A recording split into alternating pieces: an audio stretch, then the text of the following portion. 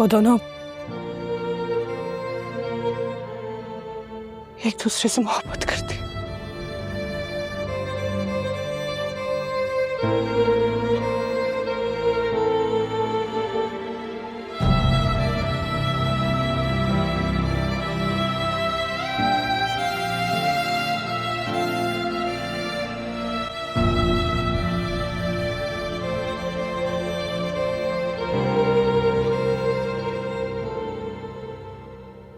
अम्मी मेरे साथ ही ऐसा क्यों होता है?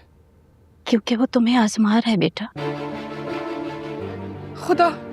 खुदा मुझे क्यों आजमाता है अम्मी? अम्मी खुदा मुझे क्यों आजमाता है? जीनिया, ताई, चची, सिदरा, खुदा इनको क्यों नहीं आजमाता अम्मी? उनको क्यों नहीं आजमाता? क्योंकि वो आजमाइश के काबिल भी किसी किसी को समझता है। वो तुम्हारे हौसले और सब्र को आजमा रहा है। सब्र करो बेटा, यकीनन वो तुम्हारे सब्र का तुम्हें बहुत अच्छा सिला देगा।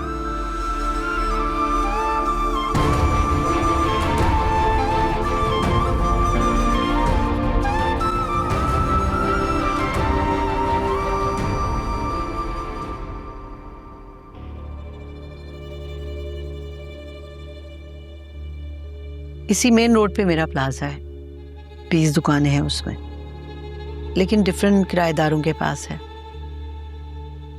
अच्छा, वो किराएदार रेंट वक्त पे नहीं देते, तो मैं ये चाह रही थी कि किसी ऐसी पार्टी को दिया जाए प्लाजा जो मंथली रेंट टाइम पे दे।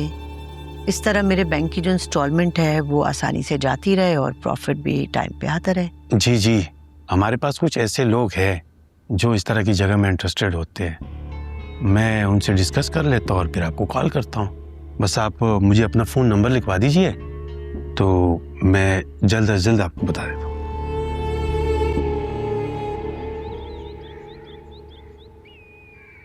अस्सलाम वालेकुम मम्मी। वालेकुम सलाम। ये क्या है? ये डिनर सेट तुम्हारे जहेज के लिए लिया था, अब कल तुम्हारे ससुराल वालों के लिए निकाला है। अरे इतना एहतमाम।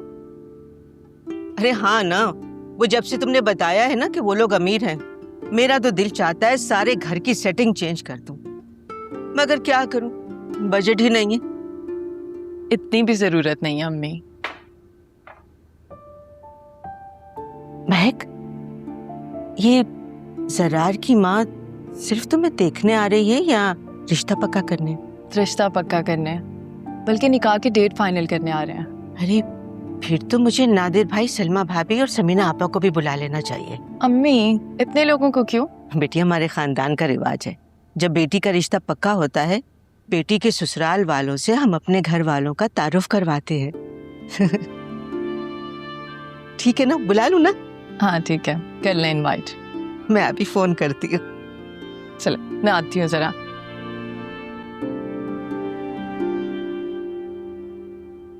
ब्लड प्रेशर थोड़ा सा हाई है।